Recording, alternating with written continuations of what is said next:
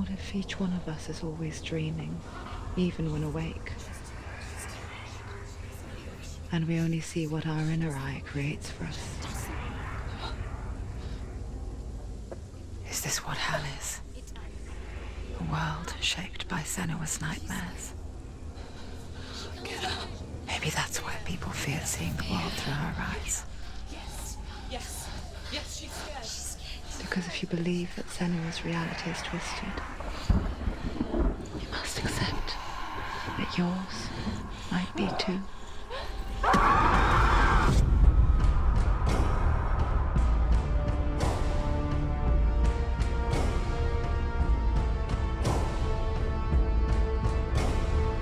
HELLBLADE SENUA'S SACRIFICE is a video game about Senua, a Celtic warrior on a vision quest into Viking territory. But what sets our hero Senua apart is that she suffers from severe psychotic mental illness. He knows she's getting closer. He can feel her coming closer. She's getting closer. They're watching. The original idea for HELLBLADE was to create a classic hero's journey, a journey of suffering, but one where the fantasy world is not another planet or alternate universe, but a world that is constructed in Senua's mind. But to do so would mean putting psychotic mental illness at the center of the experience, a subject that is still considered taboo, and a challenge that was both terrifying and exciting in equal measure. In HELLBLADE, the starting point was a newly discovered Celtic goddess called Senuna in Ashwell, Hertfordshire. When first discovered, her name was thought to be Senua, a name which I liked and kept. I wondered if Senua might have been a Celtic warrior like Boudica who stood up to the Romans. While the Romans had conquered all of Europe, there was a group of Celts up in the furthest reaches of the Roman Empire that could not be conquered, the Picts. And so the Romans built a wall, called Hadrian's Wall, that spans across Britain from sea to sea to keep the Pictish barbarians at bay. The Picts were known for their war paint, painted on with woad, and their matted hair clumped with lime. And so Senua would be a barbarian Pict in this image. What's your name? Senua. I haven't seen you before.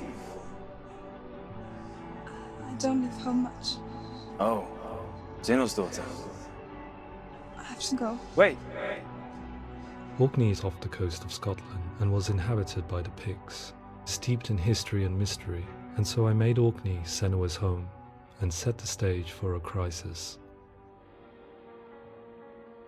In the late 8th century, the first Vikings landed on the Orkney Islands. The population of the Picts crashed thereafter, replaced by the Norsemen of the 9th century.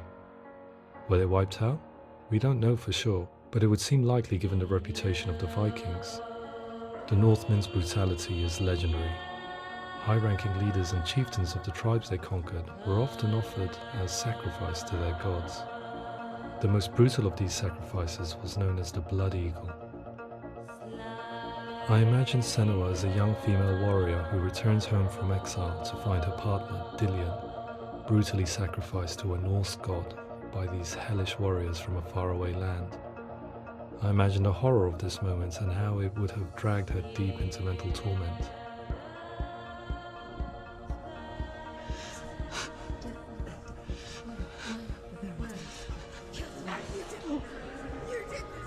No!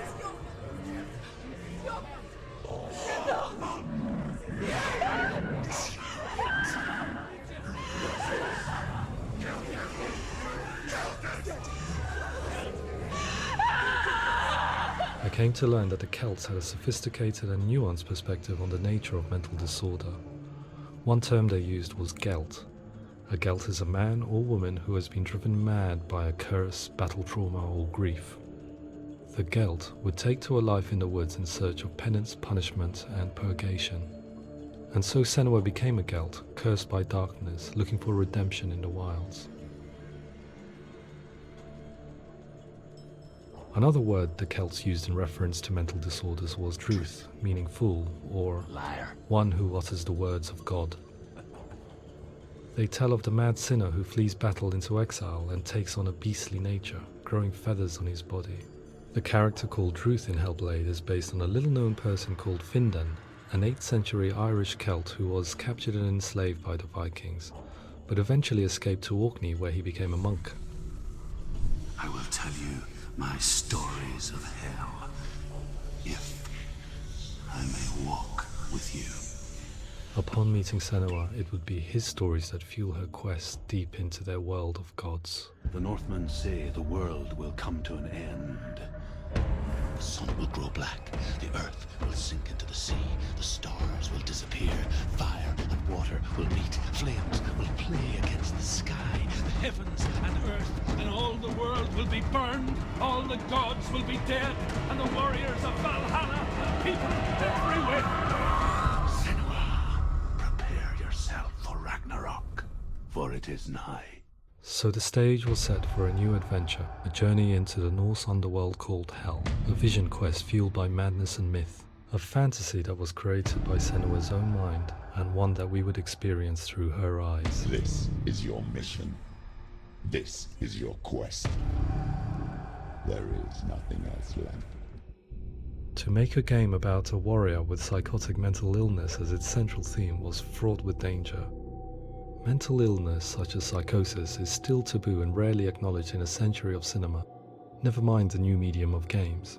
Where it does feature, it often conflates psychosis and psychopathy associated with a lack of empathy.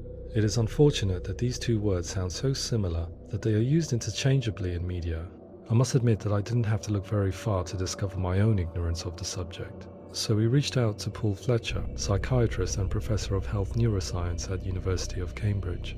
Psychosis is a descriptive term, and it refers to having a loss of contact with objective reality. So it's characterized by two main sets of symptoms. One of them is hallucinations, where somebody experiences perceptions when there is no actual objective thing out there to perceive. You're already dead.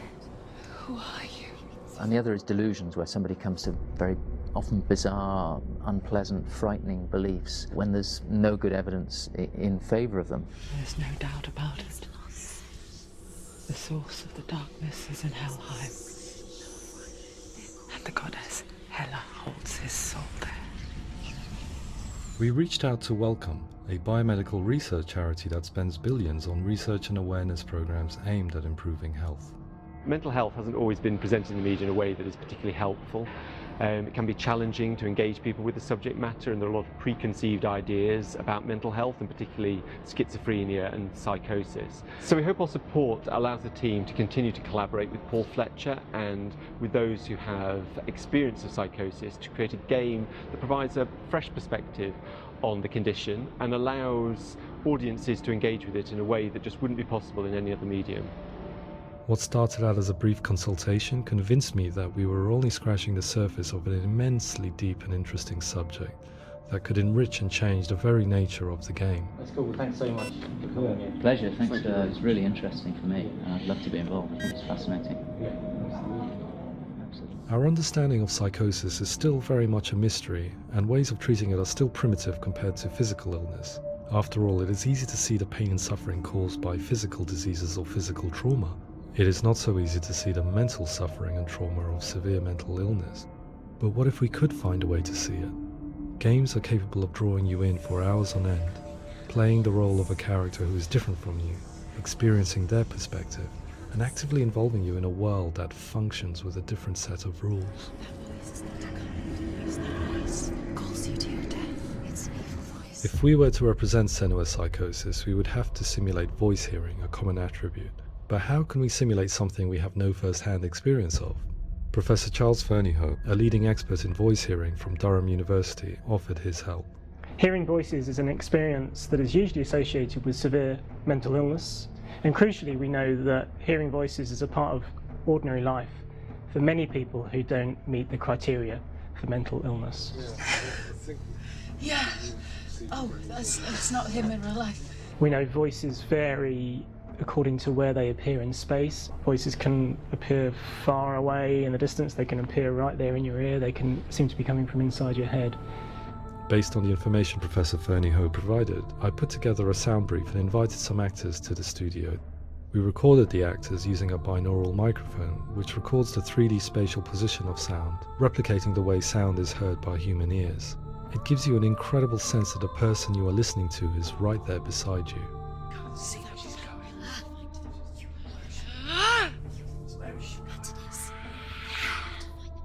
Rachel Waddingham from the Voice Collective came to our studio with 2 young voice hearers to speak to our team.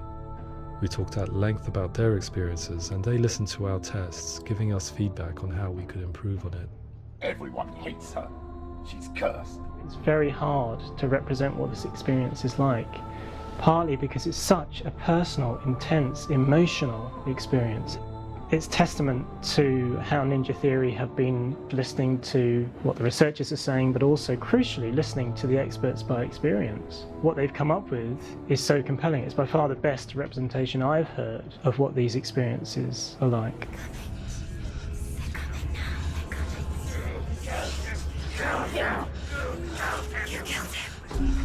Other common attributes of psychosis are visions and flashbacks. We met with Recovery College East, who work with and care for people recovering from severe mental disorders. A group of service users gave us their first-hand account of what they experience. Sometimes when the visions or what we're seeing is too much, it becomes more difficult until eventually we perhaps don't see anything. The people we spoke to, the stories they told, were fascinating, harrowing and mind-boggling. The reality of what people experience was vivid, far exceeding what I could possibly have imagined. We went away itching to represent some of these visions and flashbacks in the game. Hands will know my heart is so, love is so far away. Don't you know how I wanna feel deeper? I could never know how you grow, all these days are killing me. Now I see deep in me insanity does unfold. I just wanna feel deeper, deeper. I just wanna feel deeper, deeper.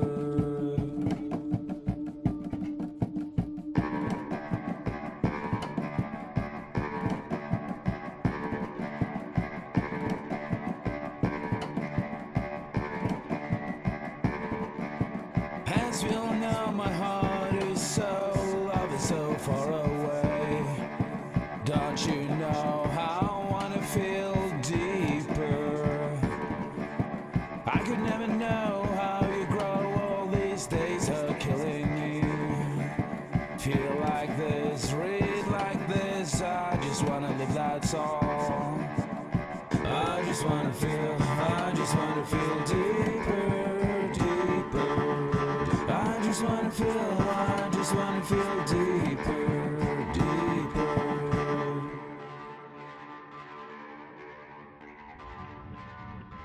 To refine our work, we continue to hold meetings with Recovery College East over the course of a year and a half, showing them what we had achieved so far and refining the in-game representations based on their feedback. With their help, flashbacks, visions and changes in perception were woven into the story and gameplay of Senua. The students that are involved in this project are incredibly excited about being involved. They have described the experience as being important because it values their lived experience and shows that despite what we have been through, all of that experience becomes valid, that actually it's something that we should all be talking about. The experiences described range from beautiful to frightening beyond comprehension. I heard of a girl who has to live with an angry voice screaming at her, slamming on her doors and walls 24 hours a day. I met someone who would often see hanging corpses in a room, so real that she would sometimes try to rescue them. The panic and fear that comes with such visions is entirely understandable, and it can be a living horror for some. Worthless, weak, pathetic. Go on, feel sorry for yourself, because there is no one left to do that for you. I was urged by one fellow that we should not shy away from showing this horror, and so I was perpetually torn in making Hellblade. Had we gone too far with our representations or not far enough? Broken and lost, just like your soul. Come on.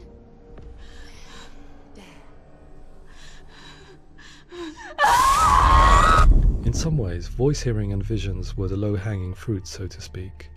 There's another aspect of psychosis that is much harder to explain, but one that I think video games are uniquely able to represent, which are often called delusions.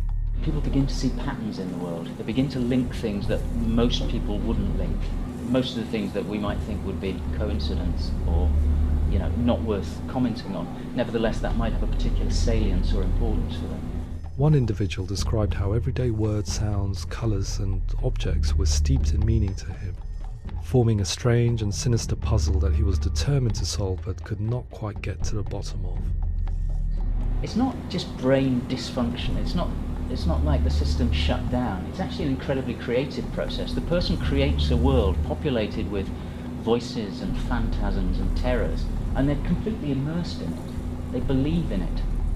We often invite people into the studio to play the game. In one of our playtests, they played through much of the game, making associations between runes, secret messages, and the threat of darkness that stalked them. There are many things that happen in the world of Hellblade that make perfect sense within the context of Senua's mind. The dark rot that's killing her slowly from within, the secret runes of the gods that block her path to Helheim, and strange associations that exist in the game to confuse you. To complete Senua's quest, you have to internalize and accept the logic and meaning behind these things to progress. Afterwards they said that they didn't see much evidence of mental illness in the game.